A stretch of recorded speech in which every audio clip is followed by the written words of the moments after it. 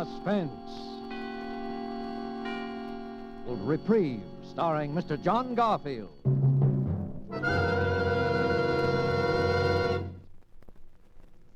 This morning, my lawyer, Mr. Gurley, said he was trying to get me a reprieve, so I looked it up in a dictionary I got. It says, reprieve, to suspend temporarily the execution of a sentence upon, and relief or cessation from pain or ill. Well, the first part, I guess Mr. Gurley can get. He knows all the rules. But the second part, cessation of pain, well, that's up to me. Maybe when I've spilled it all out, put it out on a table where I can look at it, why I'm here, and about the kid, about Laurie, maybe then will come cessation of pain. I don't know. Anyway, I can try. Okay. Name, Steve Hannibal. My old lady had to name me something, so I guess she read the name Stephen on a book, if she could read, which I doubt. Age 34. Health, excellent. But wait up. You don't want to sell me insurance, because tonight I'm state prisoner 80483, registered in cell 77 of the state penitentiary. That's the death cell. I'm in for murder. I was always the bright boy, but right now, I don't know, I'm mixed up, but good. And not about being here, not about murder.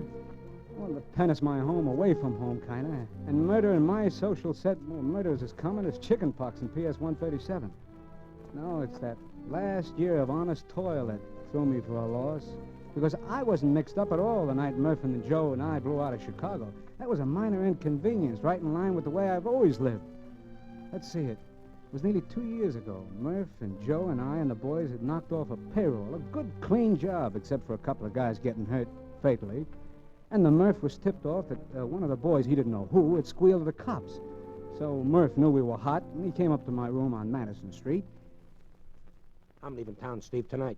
It's an idea. So am I. Yeah, we better blow. You and me and Joe. And the rest of the boys? Look, I can't take care of everybody, Steve. You know how it is. Sure, I know. You'll take care of the ones that you can't get along without. That do your thinking for you. Oh, it ain't that, Steve. It's... Cut it. Well, okay. So we got around 20 grand. 23. Yeah, sure. Yeah, 23. Well, with that dough, we can go to Florida. Yeah? Yeah. Lie down there all winter till the heat's off. You think that's a bright idea, don't you, Murph?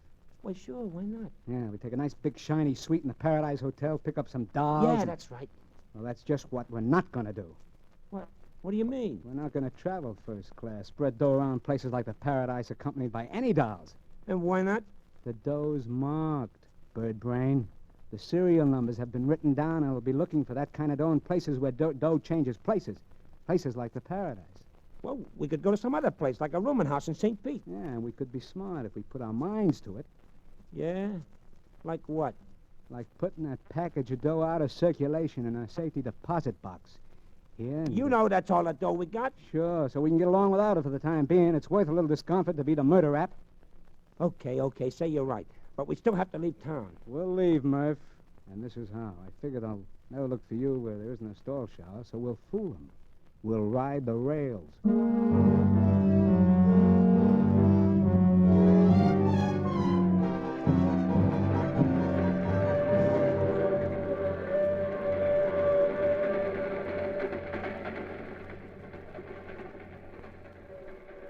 You can play the 9 of hearts, Joe. Huh? Where?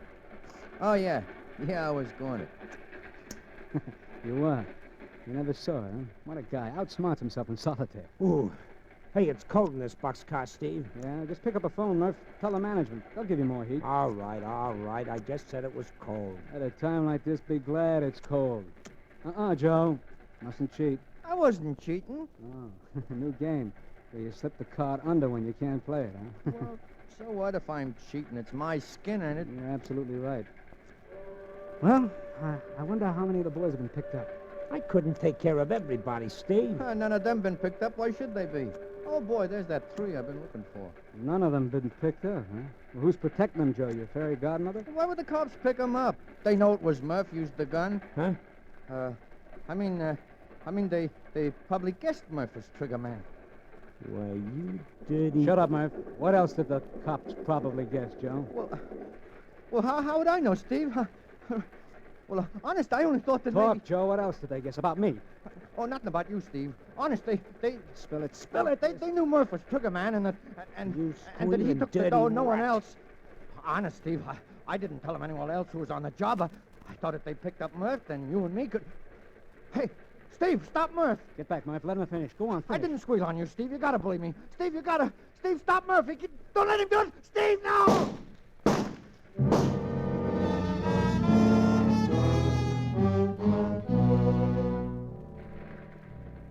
That was Murph being trigger happy. Joe went down sort of slow and quiet, like the movies you see of a parachute settling on the ground. I think he twitched a little. I looked out and saw the train was slowing up and that we were coming into a freight yard, not 50 feet across the tracks. I could see a couple of guys heading our way who looked like railroad dicks. And I thought fast, like always. Murph was hot, very hot, and being very shy on brains, if they picked him up, he'd lead them to the payroll dough like a homing pigeon. Inside of 24 hours, too. And I hadn't anything pinned on me for a few years. If anyone took the rap, it would have to be me. If I ever wanted to smell my share of that 23 grand. And this was a rap I thought I could beat. Unlucky, why, I'd go up for a year or so for manslaughter, claiming self-defense. Lucky, I'd bluff my way out of it altogether. I talked fast to Murph. And when the boxcar stopped opposite those dicks, I had Murph's gun in my hand.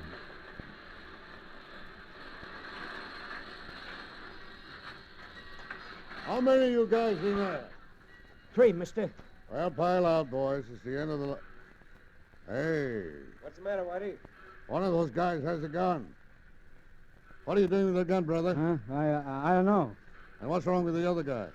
He shot him.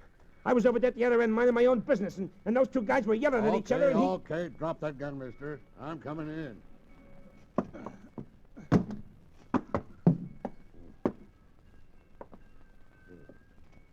Is he dead? Dead as a mackerel. All right, mister. Tell me about it. I don't know what happened. It was his gun, or it just went off. Yeah? Did you see it? You over there. I didn't see nothing. I was down at this end of the car minding my own business. They've been yelling at each other for hours. I didn't pay any attention till the gun went off just now. And honest, I don't know anything. Now keep your shirt on. Looks like you're in trouble, mister. I tell you, I don't know what happened. Leave it to headquarters, buddy. Yeah. Maybe you remember better at headquarters. I don't know what happened. All right, Dreamy. No matter what you remember, the rap is murder.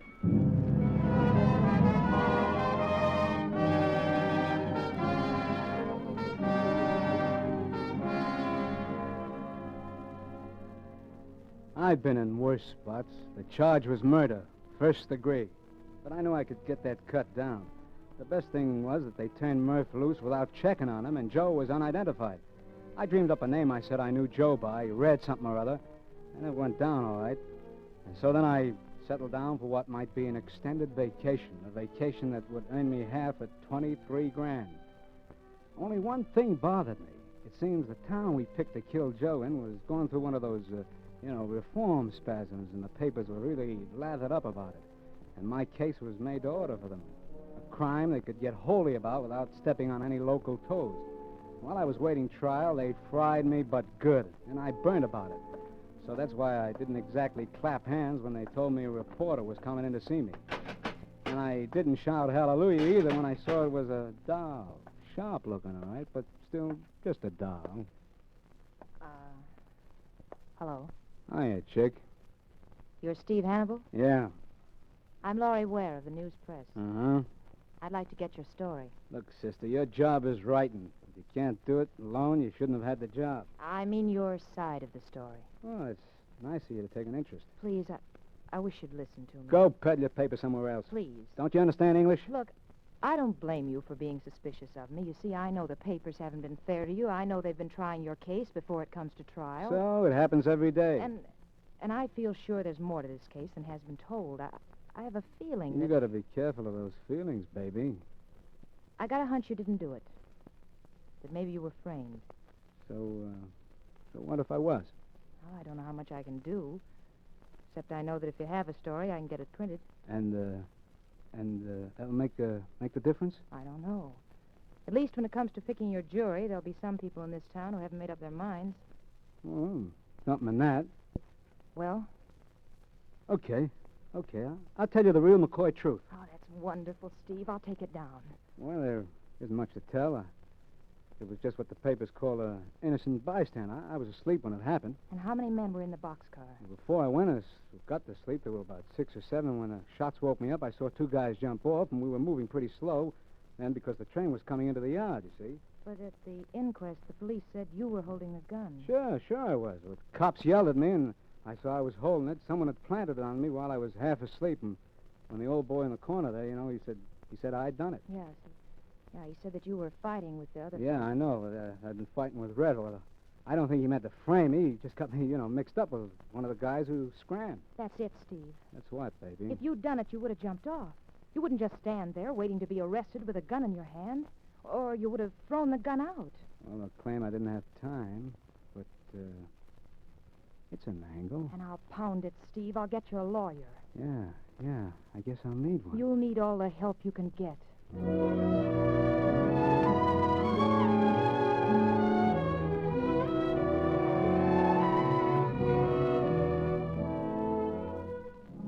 What a doll.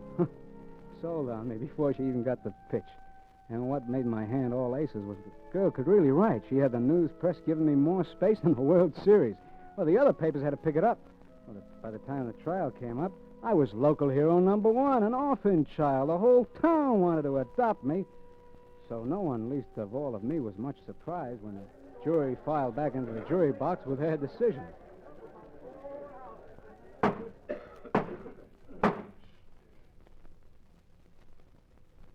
Have the gentlemen of the jury reached a verdict? We have, Your Honor. Will you read the verdict? We, the jury, find the defendant not guilty as charged.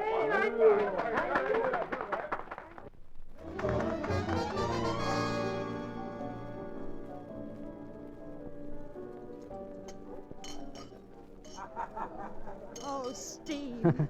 Well, your work, kitten. What do they say? The pen is mightier than the sword. Oh, I'm so happy I could help you, Steve. Oh, you don't see me crying, honey. Want to dance? Come on. Sure, but... Come Wait, on. I want to talk first. Have you got a home you're going to? Or a job? Look, kid, you've been Girl Scout enough today. Let's dance. Come Please tell me, Steve. I'm worried about you. on. I'm going to winter in California and summer in Maine. You haven't any place to go. See America first. That's my motto. Steve, I don't want to butt in, but Harry Singles will give you a job. Yeah? Doing what? In the circulation department. You're kidding. Well, it wouldn't be such a good job to start, but I know you could work up, Steve, and you'd like Harry. 9 hours a day, 5 days a week. Is that it? 5.5 days. Steve Hannibal punching a time clock. Boy, I suppose I'd get a Social Security number and everything, huh? Don't you have one? Unemployment, security, income. That's a lot of legality. Legality? Oh, skip it, kitten. Let me think. You know, I might just take a whirl at that job. Oh, Steve, I think that's wonderful. Well, it's not so much the job, but you and I have a lot of unfinished business, baby. And we can't get it all done in one day. But right now, I want to dance. Come on, baby, let's go.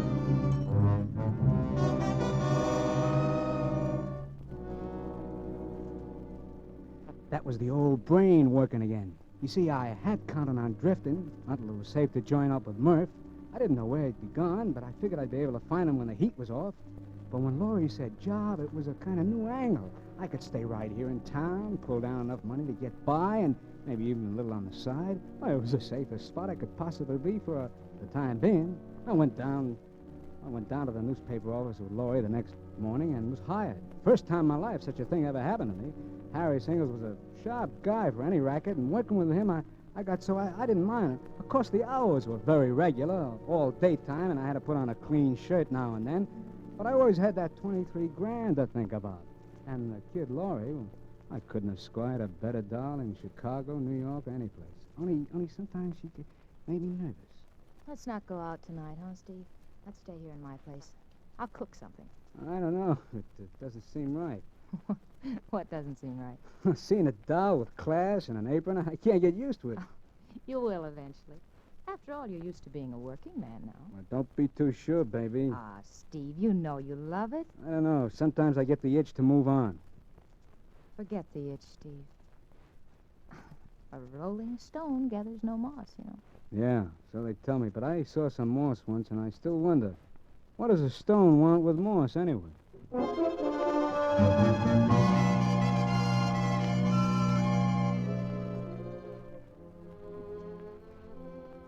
See what I mean? Laurie kept telling me how much I liked being a pillar of society, so that sometimes I even began to wonder. And then Harry started shoving raises at me and titles, and, well, inside of no time, I was a district manager. And I sat down and figured the dough angle. And it gave me a shock. Because even if it was legal, I was making more dough week in and week out than I had with Murph and the boys. Well, the Chicago stick-up stayed hot, and I didn't hear from Murph, so I let it all ride and kept working. Along about then, the papers were in a lather again, all about reform. And the town was just crawling with rackets, and Laurie was working on the stories. One night, Laurie was typing a story in her room, and I was in the living room waiting for her to finish. And... I'll be with you in a minute, Steve. One more paragraph. And that's finished for tonight? Yeah, finished for tonight. I got something to show you. Come in here. Okay, kitten. What is it? Buying hats again? It's a letter I got in the mail, right here on the desk. Oh, the local wolves are moving in, huh? Much more exciting. Read it. Lay off or we'll measure you for a coffin. You have 24 hours to quit your job. First time I ever got anything like that. Want to read my answer? Your answer? Yeah, my article for tomorrow morning. I've written all about the note and why it was sent to me. Yeah? Well, what do you figure? Well, there's an out-of-town mobster who's moved in on the local rackets, and he's making a good thing of it. I found out about him 3 days ago, and I've really tracked him down. Yeah? Who is he? Well, here he goes with the name of Dude Ringler, but I knew that was an alias. I finally find out that he's a former big-time operator from Chicago, wanted there for a lot of things, including murder. Yeah? I'm going to print it in the paper, and he'll be picked up just about the time the papers hit the street. Oh, you told the cops, huh? No, not yet. I thought you could go down with me. And what's the guy's name in Chicago? I don't know all of it. He headed up a gang there. They call him Murph.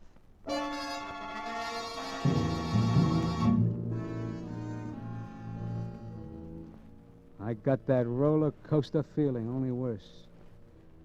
I still can't figure it. She was only a half-baked doll, moving into territory where anyone was likely to get clipped. Why should I care? But something funny happened to me, and she could see it.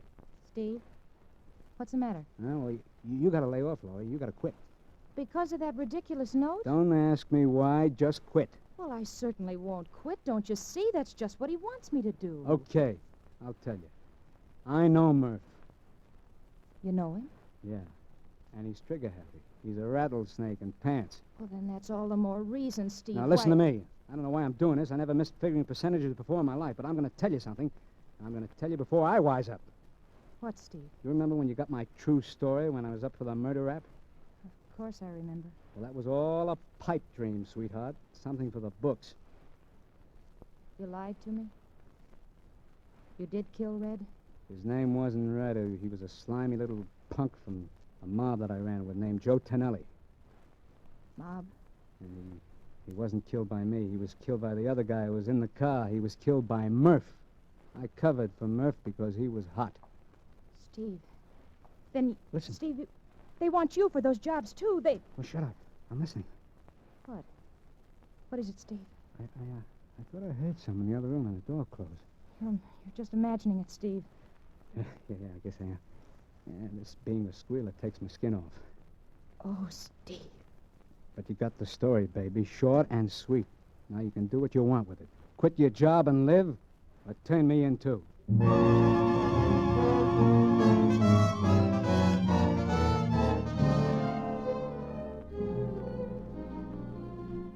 What a doll. What a doll. She cried on the front of my shirt, and then she smiled. And she called Harry Singles with me sitting there and told him she quit. She told him she was getting married the next morning to me. I played along. Then I left her. After telling her to button her lip and keep the door locked, I started to go find Murph to check on that 23 grand and put him wise so he'd lay low. I could see that he still needed me to think for him. But there was something wrong, something very wrong. I felt like I was kind of cracking up, so I let it ride until the morning. I was climbing the stairs to pick up Laurie at 9 on the dot, and for some reason I was feeling pretty good. Open up, chick. It's me. Open.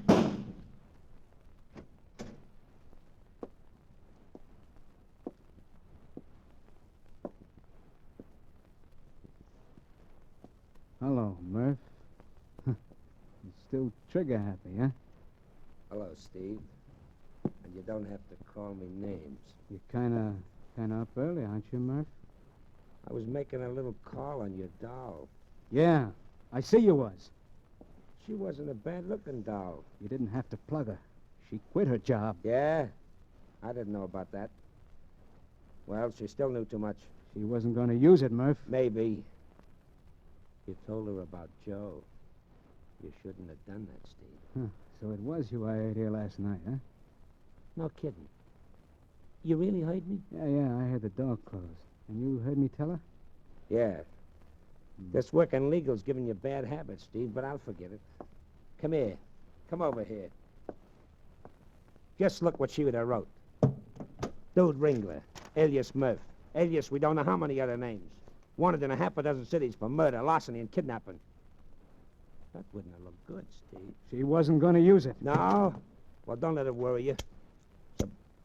Well, it's about time we picked up that 23... Hey, what's up, Steve? You shouldn't have put your gun down, Murph. What's eating you? You shouldn't have put it down. Steve, you're nuts. Because I'm going to drill you, Murph. I've always wanted to drill you, and before I wise up, I'm going to do it.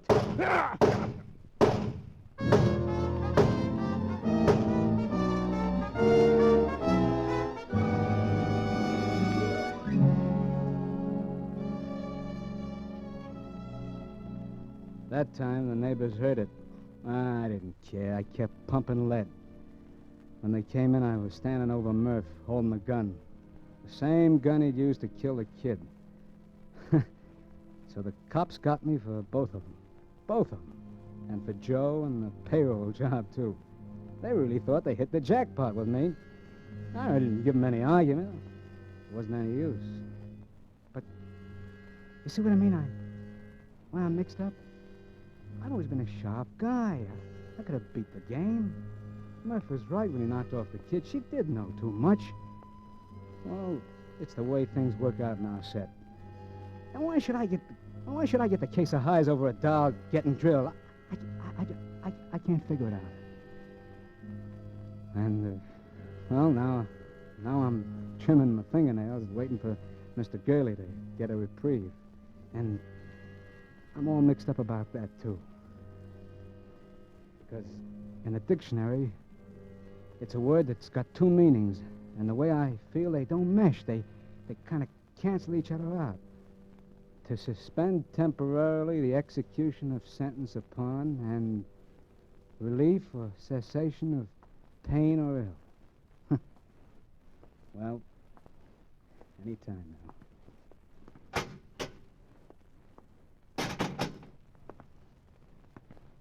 Hello, Mr. Gurley. Hello, Steve.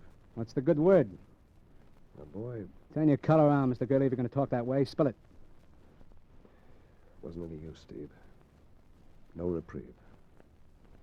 I'm sorry. So I got till 6 a.m. No reprieve. No reprieve? I wouldn't say that, Mr. Gurley. I draw definition number 2. I get cessation of pain.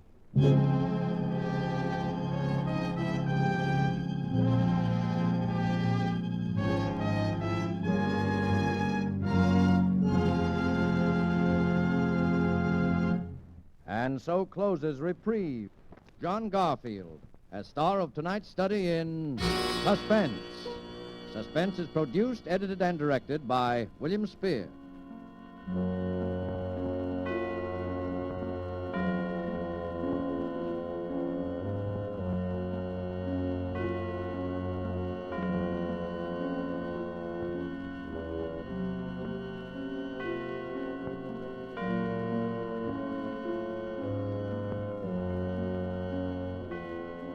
This is the Armed Forces Radio Service.